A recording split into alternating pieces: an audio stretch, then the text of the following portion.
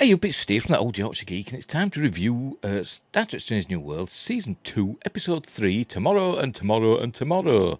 Peculiar title, you might ask, because it's actually about yesterday and yesterday and yesterday. But Tomorrow and Tomorrow and Tomorrow comes from Macbeth, and as Spock might say, Act 5, Scene 5. That's what it is. So there we go. It's all about, fate and, can you change somebody's fate and all that. It's a time travel episode, and it's a really good one. I really, really enjoyed it. In fact, it's my favourite episode of the season so far, and I suspect I'm going to be quite lonely in that that opinion, because I get the feeling people aren't going to like this because it changes canon, does this episode. Or it could be argued that it proves that Strange New Worlds, therefore Discovery, etc., are in a separate timeline because they've changed something quite major from the original series canon. So anyway, let's get on with it. Let's put the episode up and we'll go through it and see what happens. There we go, Star Trek Cinematic Universe logo, and off we jolly well go. Right, what's next then? Hang on, I'm not even on the hammer. I bet that's going to be playing, isn't it? Is it? No, it isn't. Right. And there. We start off with a personal log from La'an Noonien Singh. No, we don't. We start off with a previously on Star Trek Strange New Worlds. We learn about La'an being a Noonien Singh. This episode weighs heavily on that. And the problems this has caused her, being related to Khan Noonien Singh, one of the dictators of a quarter of the world's population during the eugenics wars, which in the original series happened in the 1990s. But as we learn in this episode, they've moved them. It kind of is explained, but we'll get there. So that's that. We learned about that. We also learn about I think Commander Pellier, there she is, the lovely Christina Chong.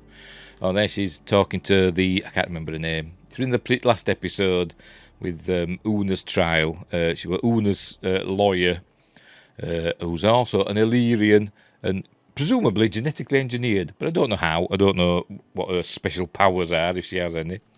But she's telling La'an that, genetic engineering is not necessarily a bad thing. Right. Because, the Federation kind of has a bee in its bonnet about genetic engineering. But anyway.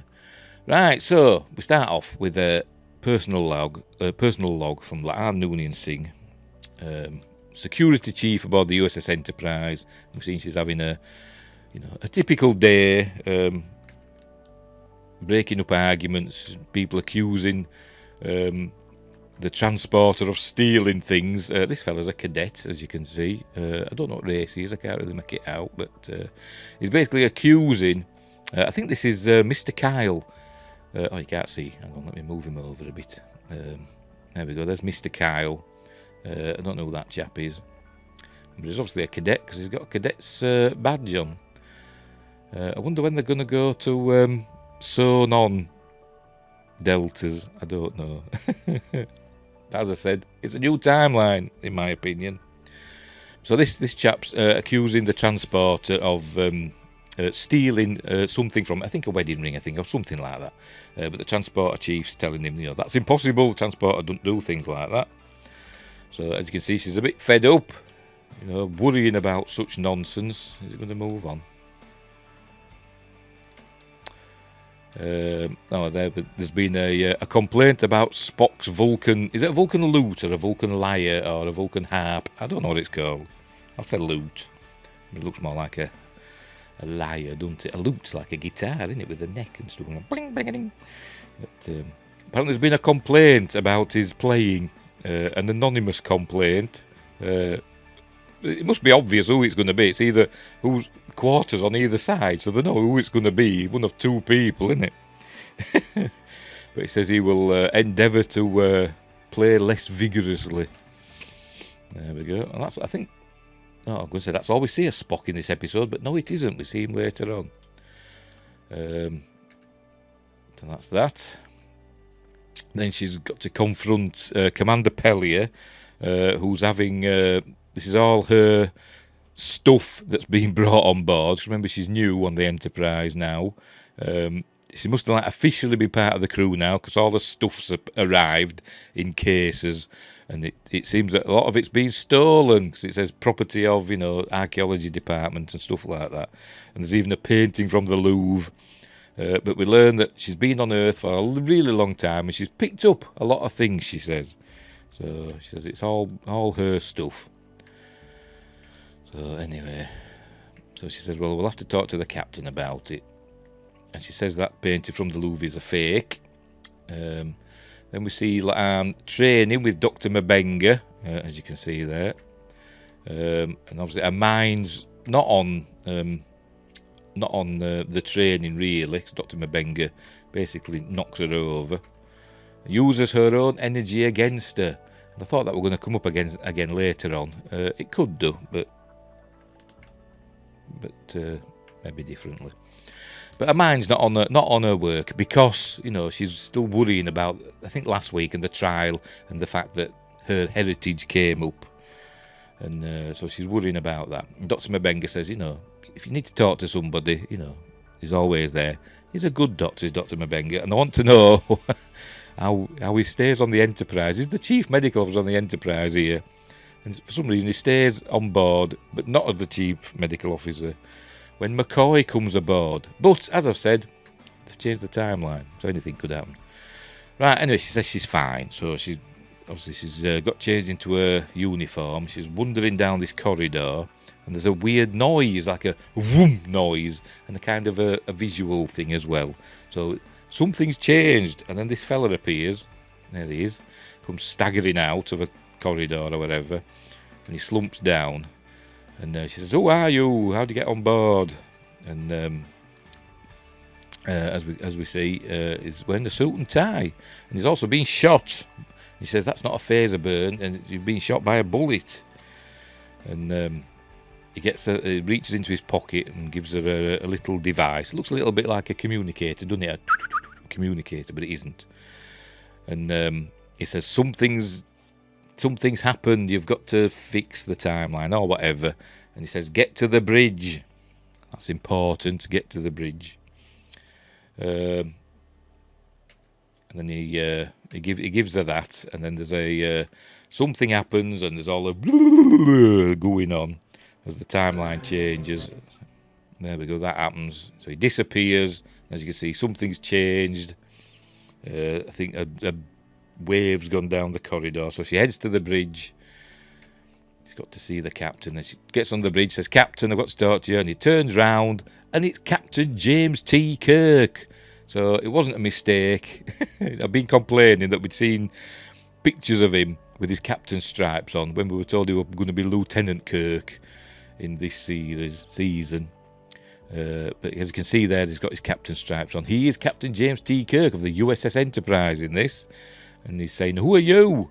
And so the timeline has changed. He is now... We don't know what's happened to Pike. Anyway, so we learn that they're there, wherever they are. They've encountered a Vulcan ship before they deal with La'an. She's shocked. Oh, and then we get the credits. Off we go. I love these credits, by the way, mostly. It's the music, really. I was thinking about this music that we're listening to here. It's essentially the Star Trek theme, isn't it? But it's like spiced up a little bit. And I imagine there'll be people that don't like it, but I equate it to the Doctor Who theme that Murray Gold, rejigged, and it made it, amazing, the Murray Gold Doctor Who theme. And I kind of equate it to that. They've like rejigged the Star Trek theme and made it exciting. I know it was exciting to start with, but it's cool in my opinion. Anyway, there we go. I love this shot. I've got to play this one. I love that. The Enterprise swoops down. Here we go. Right. So off it goes. There we go. That name. Boo, Alex Kurtzman. Boo, Kiefer Gozman. Boo. But I love Strange New Worlds. So, there. Right, so we start. So, and you can see the no Delta look, no Enterprise Delta, I suppose it was. Back then, it's changed into something else. And we learn it's not the Starfleet, it's not a Starfleet ship, it's not the Federation Starship Enterprise, it's the United Earth Space Fleet ship or something like that. There's no Federation in this timeline, and there we go. This is Captain Spock of the Vulcan ship, and they're being attacked. I'm guessing it's the Romulans. It doesn't really say explicitly, but there's a war going on, and I think Earth's essentially been decimated in this war. But the humans are still around, and they're still doing well. They're holding their own. Apparently, Kirk says that later, but it looks like the Vulcans are being attacked as well. I'm guessing it's the Romulans because they play a part in this episode. Right, so he's asking for help. Basically, is Spock. So that's that, and then. But then, as they're dealing with that, La'an says, "I need to speak with you, in private, Captain." So they go to his quarters or his ready room. Kirk never had a ready room, did he, in the original series? But never mind. It could be his quarters or his office. I don't know. Anyway, she tells him all about it. That something's happened. The timeline's changed. And this fella appeared and gave her this little device. And he doesn't really believe her. I think she does mention Starfleet, and he says, "I don't know what you're talking about. There's no such thing as Starfleet." But he says he'll get his science officer and his chief engineer to look at the device. There we go. But she won't give him it. There we go. I'll go back. I'll go slowly. And he tries to grab it, as you can see. And there's a struggle, and the button gets pressed on this device. And boom, there we go, they disappear and boom, reappear in an alley. Kind of reminiscent of Terminator. That just reminded me of it, when Kyle Reese appeared. But anyway, so they've arrived in 21st century. Turns out it's Toronto. And fun and japes ensue. To be honest, I'm not a huge fan of time travel episodes, to be completely honest. But I did enjoy this one. But I'm still not Paul Wesley. I'm still not taken with him as Captain Kirk. All through the episode, I was thinking he's not Captain Kirk. He's not Captain Kirk to me. He's just he's a Captain Kirk. But anyway, as I said, another timeline. So they've got to figure out what to do now. And he tries pressing the button. He gets the device off and he's pressing the button. And it's obviously not working because the button's turned red. So they've got to work out what they've got to do. So they come out and they see all this stuff here. Budget overruns on Lake Ontario Bridge. This bridge here, that's important for the story. And as you can see, they're in Toronto Eaton Centre. But as you can see, there's Kirk there.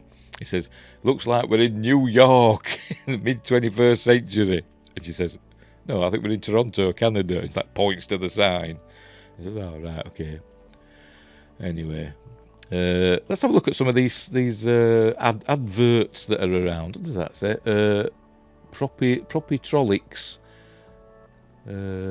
Happy Cycle, Happy Life. Oh, is that some sort of drug? Don't know. See as the goat sees. By the way, I'm not sure what year it's supposed to be. It's sometime in the 21st century, but I don't know if it actually says the date. Anyway, but I suppose it's supposed to be roundabout now, or thereabouts. Or maybe just a few years in the future. Maybe it does say, I don't know. I never noticed. I know this is obviously an advert for a film, probably Blood something or other. Anyway. So they're in Toronto. And Kirk notices it's really cold. La'an says that's quite normal for Canada. It is mentioned it's what they used to call Canada. I don't know what they call Canada, in the 23rd century. But what they used to call Canada. Is Canada not around anymore? Don't know. Oh, this is the infamous Kirk getting stuck in the well, he don't get stuck in the revolving door and goes the other way. Never mind, just for a bit of fun. Don't go mad. So they decide they've got to change the clothes, by the way. So they go to this clothing shop, get some clothes, somehow decide on the same outfit. It is noted by them, so Kirk goes and changes. So this is just to show us, I think, that they are quite similar people with similar tastes. And probably why they're drawn together later on, if you know what I mean. So he decides, he changes his... he goes back in to change, takes his top off, and this is her sort of like, looking awkwardly as he changes. Because she's got the hots for Kirk, has La'an. And then she realises that they've got to pay for stuff. And Kirk says, well, yeah, obviously. Because obviously they must still have money in the in Kirk's timeline, but they don't in La'an's. Which, by the way, La'an's timeline, the Federation is referred to by Pellier as a utopian socialist society, something like that. Or a, how does she... Something like a moneyless socialist utopia or something like that. She calls it that. And I thought, crikey, that's a bit on the nose. But anyway, never mind. So they've got to come up with a plan. Obviously, there's no money, and then you can see there's a security guard. But what La'an does, she takes a wallet or something from a display, and she pops it in this lady's bag. She's not looking, and then just as luck would have it, the lady decides to leave the shop just then, and she sets... go back again. There you go. And she sets all the alarms off as she's going, because obviously she doesn't know she's got this wallet. It's obviously got a... La'an must know about security tags. She must just know. Maybe she's a student of the 21st century, but she must know about security tags. So the alarm goes off. And while the security guard and the alarm and stuff is happening, they make a quick exit. So they've got away with that, stealing clothes, but it's for a good cause. And then we saw him previously in that previous bit, him dumping the uniforms. There we go. I wasn't entirely happy about this bit. Look, they just dump the uniforms in the trash. I know they don't really need them, but you'd have thought they'd kept the badges, because the badges have got their information on, haven't they? On the back. We saw in Discovery they do anyway. They've got the name and stuff, and probably genetic data or something. I don't know, encoded into it. It's not just a badge, is it? It's like an ID thing, isn't it? You'd thought they'd taken them off. Maybe they have put them in the pocket. I don't know. It doesn't tell us. Anyway, so they've got to work out what to do, and I said they don't know what to do, but they've got to find a way to make money. And then somehow Kirk makes a lot of money playing chess. I didn't know that was a thing. Chess, betting on chess. But anyway, he does. He makes a lot of money, keeps beating people. I don't know what they put up to start with. Because obviously, if you're betting or playing someone, you've obviously got to have something to start with, haven't you? But he doesn't. But never mind. So he makes lots of money playing chess, beating everybody. And... he says to La'an something along the lines of, but you didn't think, you weren't expecting that, were you?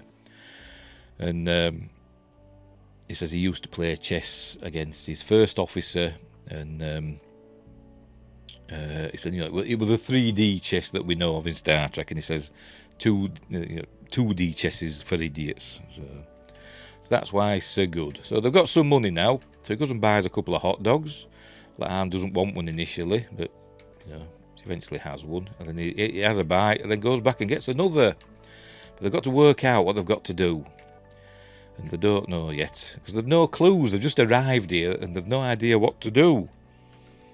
Obviously, they've got to look for something that's going to change the timeline, but, where do you start? And I think they're trusting that the device has sent them to the right place and right time. They've just got to realise what it is they're looking out for. So anyway... So using his new riches, he didn't have to sell any, 17th century glasses or whatever, or 18th century, whatever, glasses to get some money. He's won it playing betting chess. Anyway, so they've got a room somewhere, and so she's in bed, she can't sleep. She's worrying. She watches Kirk sleeping, but we see that he's also not asleep. We see as she walks away, he wakes up. So they're both struggling to sleep. Anyway, next morning, there you go.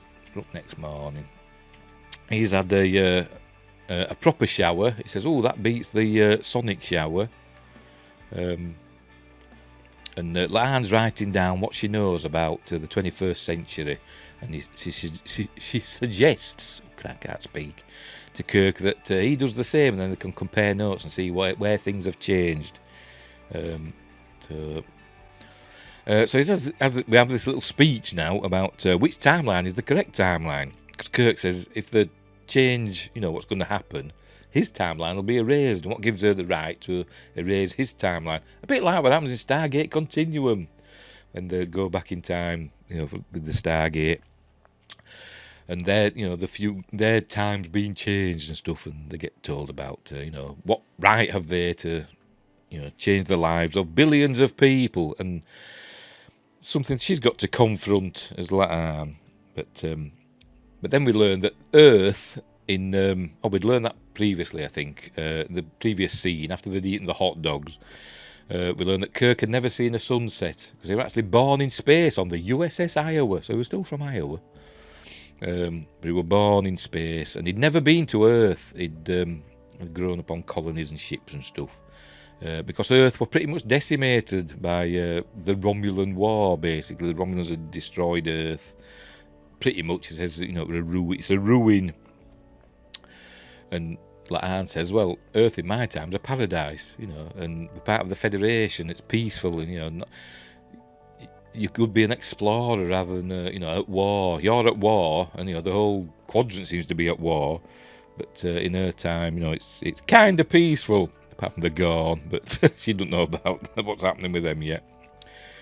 Anyway, so she basically brings him round, and but they've got to work out what to do. But before they have chance to discuss it any further, something happens. There we go. There's a huge explosion outside, and it's the new bridge that's being built. It's blown up, and we learn that this also happened in Kirk's timeline, and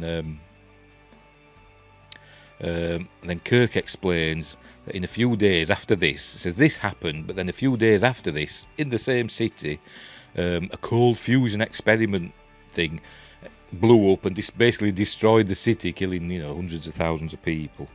And she said, well, in my time that never happened. So they know what they've got to do now. They've got to find this cold fusion reactor. But before that, they've got to go and check out the bomb site. Assuming it's terrorists, I suppose, or the cops. But then she notices. Hang on, I've gone too far. Let me go back. She notices. They're taking some of the wreckage away. Oh man, and it's got peculiar, marks on some of the wreckage, and some of it's been loaded into a van. Anyway, she sees this young woman here taking pictures, and she says, "Can I look at the pictures you've just taken?" Because she was taking photos of them loading the wreckage away. So they're zooming on the debris that they're taking away, and Laan, they thank her, and Laan says that's evidence of a photonic bomb, which is something they shouldn't have in this time. So obviously there's assassins from the future, as Kirk puts it. So they've got to find out where they're going, and obviously they're removing evidence in the van, so they've got to find a way to follow that van. So what they do, they've got to steal a car. There we go, and they see that. Don't ask me what it is, I have no idea. I'm rubbish at cars. Is it? I don't know. It could be anything. I could say something, I'd be totally wrong. I'll say a Camaro. I could be wrong. I have no idea what it is. I have no idea. Dodge something or other. I don't know. It's a red car. And they see this chap getting into his car, and then Kirk comes up to him. I said Spock because he does the Vulcan neck pinch and knocks him out. With the police there, thankfully the looking in a different direction. So Kirk just puts him down and takes his keys. He says, how did you learn to do that? And Kirk says he spent 6 months in a denobulan prison with a Vulcan cellmate. He says he also taught me how to make plum-eek soup in the toilet, which I thought were funny. That made me laugh. Right, so they get in the car. He says the van's getting away. He says, okay. So he starts, driving, but he doesn't. He's all over the place. A bit like Kirk in A Piece of the Action. That one where he struggled to drive. But he soon learns in this one, because remember, this is a different Kirk. This isn't the Kirk from the original series. So that pretty soon they're chasing after this van, and they get to like a police checkpoint, and the van sort of like gets away. So we learn that this van is obviously not the authorities taking the stuff away. It's something else, because it like runs the blockade. All the police going, hey! So Kirk reverses up and does some stunt driving, and they're chasing after the van, but they go past the police car, as we see. There we go, the police car's chasing them as well now, and for some reason ignoring the van. Maybe they're focusing on the red car, because maybe it's been reported stolen. Maybe they've found the chap unconscious and he said, they've stolen my car, and he's given them the registration number and all that. So, but they don't say that when they're arresting him. He's charged with, driving without a license and breaking, highway code or whatever they've got there, but not for Grand Theft Auto. But then the young woman with the camera appears, and she's got a mobile phone now, and she's recording it, and she's saying, "You're arresting a lawyer. This is like a targeted." Stop and search or something like that, and so they let him go to the police. I thought, but they get a call from dispatch, so there must have more important things to do with this bomb going off, whatever, this bridge exploding. So they let him off with a warning. So they thank this young woman, who we learn is called Sarah. And immediately alarm bells went off in my head. So thinking, Sarah, that's kind of similar to Sealer, isn't it? We'll see. Anyway, they thank her, and why did you do that? And she explains that she's investigating this, and all this bomb going off is just a distraction, and it's all part of a conspiracy. It's a bit of a conspiracy thriller, this, to distract from the true enemy. And she points upwards as aliens, so they think she's mental. So anyway, they go to a restaurant. Kirk says, she says she's called Vanessa, by the way, does Latard. She says, I'm called Vanessa, and Kirk says, I'm Jim. But he says she's his wife, and she was abducted by aliens, and she's seen terrible things called photonic bombs, these baddie aliens. So anyway, they go for something to eat. She says she's hungry, so she's telling them all about, her conspiracy theories. She's tinfoil hat and all that. And so they're having something to eat. And Laan says she's obviously, a nutcase, basically. But there we go. But she comes out to Sarah with a tablet, and she's showing them photos, that she's got off the internet. And then we see this one taken by, I don't know, a security guard or something. And, an astronomer trying to take a photo of something in the sky. I can't remember what she said. Oh, the International Space Station, that's it. And he took that photo that appeared on one frame or something. And obviously we recognise that. It's a Romulan bird of prey, isn't it? So they say, oh, crikey. And then they see this man, which is a bit of a red herring, to be honest. Spoilers. But she says she got the CCTV footage, and this man was hanging around near the bridge, before it blew up. But he was there when they were loading the stuff into the van. So anyway, we'll get to that. So right, so the part ways now. They thank her for her help, They part ways, but they've still got to find this fusion reactor. They've still got to find that. They don't know how to find it because they haven't got a tricorder. And Kirk says, well, did you take any engineering extension courses? And she says, actually, I know somebody who might be able to help. But they've got to get to Vermont. Oh, pardon me. Earlier in the episode, when we've been talking to Pellier, we'd learned that she said she had a bunker in Vermont where she kept lots of stuff. That's where she mentioned lots of money and stuff like that. She kept lots of stuff in case this, socialist utopia collapsed. So there we go. So they head to Vermont. It shows some driving and all that. I don't know how close is Vermont to Toronto. I'm not exactly sure where Toronto is in Canada, to be honest. But I presume they've come a long way. Because it's a big continent, isn't it, North America? Anyway, so they've arrived at this archaeology department. There we go, written in peculiar writing. Like Anne says, she assumed it was an actual archaeology department she worked in, not just like a made-up one. But anyway, so Pellier's there. Obviously, she doesn't recognise La'an because they're in the past. But La'an says, I know your secret and all that, blah, blah, blah, blah, blah, if you let us in. So they come in, and La'an says, I know you're a Lanthanite, I know you've been here for, thousands of years or whatever. She has been here for thousands of years because she mentions Pythagoras inventing maths and all that crap, she says. But La'an says, they need an engineer. She says, well, you come to me for? I'm not an engineer. Because remember, this is like 200 years in the past or thereabouts. 250 years-ish in the past. And she hasn't joined Starfleet. She hasn't become an engineer yet. She's still technically, she's a thief, stealing things. But she still helps. They're talking about, she's no idea what a cold fusion thing is, She says she didn't believe in cold fusion or lasers. And Kirk says, well, lasers are real. But then La'an says, well, there must be some way we can detect this cold fusion reactor. There'd be some sort of emissions from it, heat or tritium. She mentions tritium. You'd be able to detect tritium from it.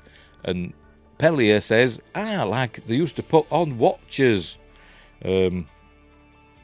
Used to put tritium on watch dials in the 80s to make them glow in the dark. There'd be tritium and then there'd be some reactive substance that made it glow. But tritium only has a half-life of 20 years. I don't know if that's true or not. I don't know. That's what they say in this episode. Half-life of 20 years. So after 20 years, the watches are, worthless. Well, the glowing part is anyway. But the reactive coating is still on there. So she gets a watch for him. And gives... I thought she was going to sell it to him, but she doesn't. She just gives it to him, I presume. And off they go. There we go, there's the watch. So off they go, looking for this reactor. They know it's somewhere in Toronto, so they've gone back to Toronto. They've traipsed all the way back to Toronto again. Maybe it's close. I don't know. I don't know where Toronto... I don't know Vermont's in the northeast of the United States, isn't it? But where's Toronto in Canada? I'm not entirely sure. Anyway. So they're looking for this fusion reactor. Waiting for the watch dial to glow, because even though there's no tritium, the reactive substance will start glowing when they're near it. I don't think it'd work like that, to be honest. But anyway, they have a little moment here. We learn that she likes being around Kirk, and she says she has trouble forming friendships and all that. She struggles, in social settings, but she finds it easy to get on with Kirk, and have a little moment. And I think they might actually kiss here, to be honest. Are they going to kiss? Or it might have been, might be later. No, I think it's in this bit. There we go. Yes, they've just kissed there. They've just had a nice kiss. So there is a bond now between Kirk and La'an. There they are. And then we see the watch glowing. So they know that they're close. So somehow using this watch, they track down where this fusion reactor is. It's at the Noonien Singh Institute. My goodness. That we've never heard of before. What does it say? For cultural... I can't bloody read that. Cultural something or other. I can't read it. So the Noonien Singh Institute. Anyway, it's behind this door is the fusion reactor that's got like a palm reader. But it mustn't just read your palm. It must scan your DNA or something. I don't know. Anyway, so they've got to try and find a way to get in. But then we see Sierra arrives, and we learn that she's a baddie. She's got a gun pointed at her. And we learn that she's a Romulan agent from the future. And she's come to slow down human progress. Because, in the future, the Federation becomes Romulus's, biggest threat in the quadrant. Or 2 quadrants, or whatever. So that she's there to slow down the rate of human progress, and this is where we find out that the timeline's changed. She said she arrived 30 years earlier. Remember, Romulans age more slowly. They're like Vulcans, aren't they? She's been changed to look human. She says she misses her ears, but she's been there for over 30 years. She said she went back at something to do her job, and it should have been in 1992, but something must have happened. It's changed the timeline. Because remember, the eugenics wars were supposed to happen in the 90s, and Khan was supposed to go off in the Botany Bay in the year 1996, remember? But obviously that never happened. So she's been stuck on Earth for 30 years working out what she's got to do, and then this is what she's doing. She's used the bomb as a diversion, and now she's going to I don't know how she knew, but maybe she knew that Kirk and La'an had come back in time. I don't know, it don't really make a lot of sense. But anyway, so she wants in, they think she wants to destroy the fusion reactor, and maybe she does, because remember Kirk said that it did explode, but they're not going to do that. Kirk says if you shoot us, the alarms will go off and security will arrive and you'll never, achieve what you want to achieve. She says you're bluffing. He says, well, try me. So she shoots him. And as he falls to the floor, as we'll see in a minute. There we go. He falls to the floor. Kirk's dying. And he says to her, say hello to Sam or whatever. Look out for Sam or whatever. So she's very unhappy, is La'an, but Sierra makes her, use the thing to go in the room, but they're not doing her plan is not to destroy the fusion reactor. She's got something else on her mind. She's going down the corridors, shooting security guards as they go, murdering people. Then they're outside the door, marked Khan in like kids writing. So obviously on it's genetics department. The following signs, it says genetics department. I don't know what this has got to do with, but it started Picard season 2, where we saw Sung, Red Spine as Sung, not Sing, Sung. With the folder marked Project Khan. Is that a similar thing to this? I've no idea. Is it connected? Probably not. But in that room's obviously a young Khan in there. The eugenics wars obviously are going to be pushed into the mid-21st century. Anyway, she won't let her in, and they have a fight, and obviously La'an wins. We see, how strong Sierra is, because remember she's Romulan, and presumably they're like Vulcans. They'll be stronger, but he picks her up with one hand and all that. Anyway, they have a fight, and she gets the gun. There we go, and she shoots. There we go. She shoots Sierra. I said it sounded familiar because it sounds a little bit like Sealer, doesn't it? Who was Denise Crosby's character in Next Generation. I'll go back again. So she shoots her, and I don't know if she presses a button or something. Have I gone past it? I might have gone past it. No, I haven't. Hang on. Go back again. She disappears anyway. It's like, well, she like turns to dust. She like vaporises herself. Does Sierra? I'm going to show it. I'm going to show it, is it? Never mind. She vaporises, so her body disappears, you know, and the light on the device has turned green, as you can see. Anyway, she goes into the room, and we meet young Khan, this young Indian lad. There he is. Says, "You're going to kill me?" And she says no, and she gives him some, you know, sage advice.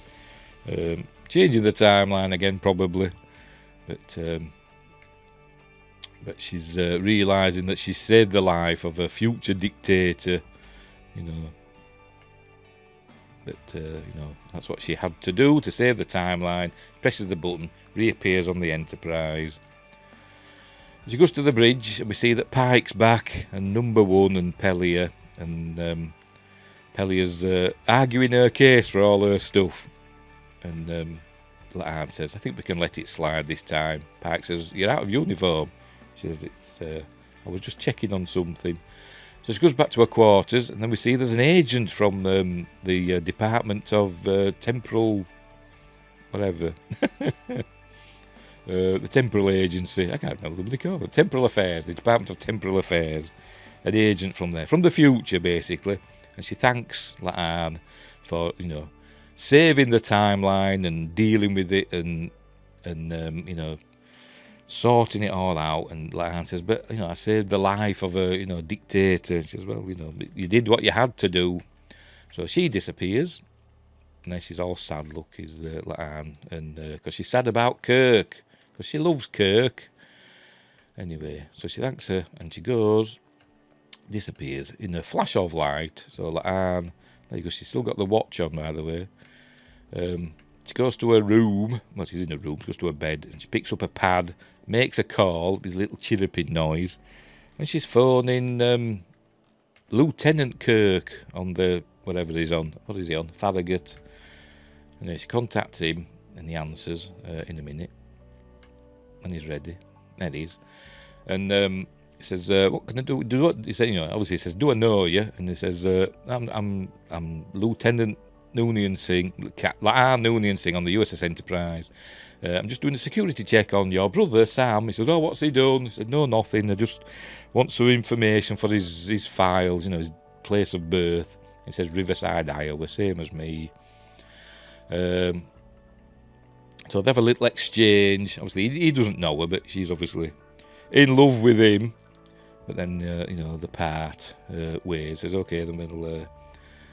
if we ever meet, I can tell you some things about Sam."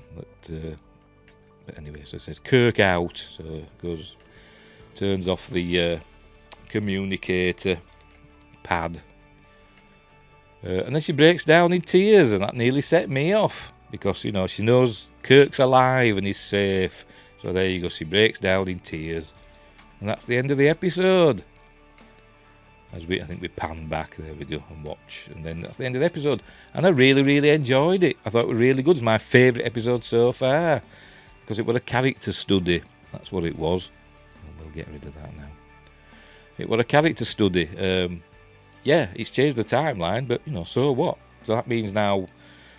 they'll probably deny it with the producers. You know, they'll say, no, it's in the prime timeline, but they've proved now that it's not. It's not in the prime timeline.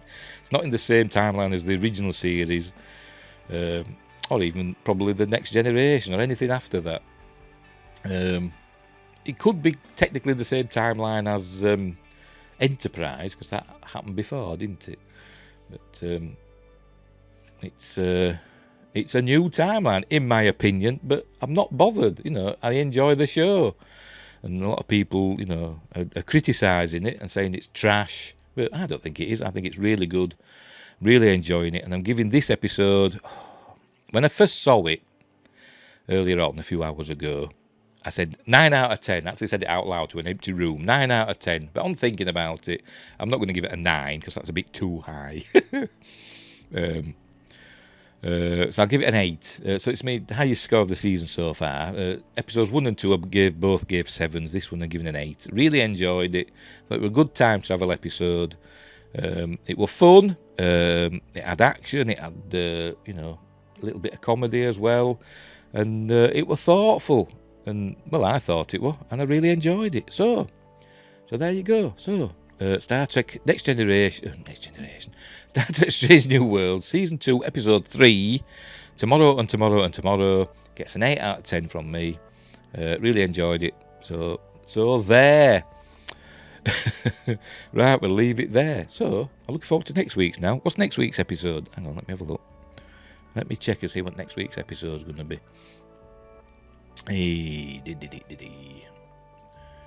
Just bear with me. Hey, where is it? I looked earlier on and bloody forgotten already. Right, here we go. Next week's episode is called Among the Lotus Eaters. All right. Ooh, that's interesting. Directed by Eduardo Sanchez. If you don't know him, he's the fella that co-directed the Blair Witch Project, co-wrote and co-directed the Blair Witch Project in 1999.